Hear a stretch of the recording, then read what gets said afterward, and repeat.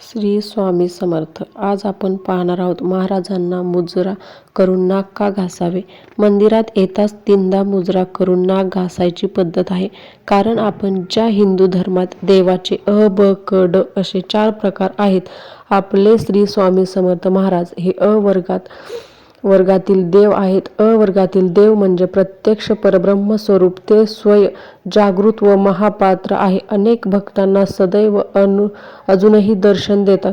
त्यांच्या सर्व भक्तांनी त्यांना कलियुगाचे अधिष्ठाचे राजाधिराज योगीराज आणि योग्याचा राजा असेही म्हटले आहे. तुम्ही हातपाय धुवून औदुंबराला प्रदक्षिणा घालता व नंतर महाराजांकडे येता तेव्हा तुम्ही शुद्ध मनाने येता.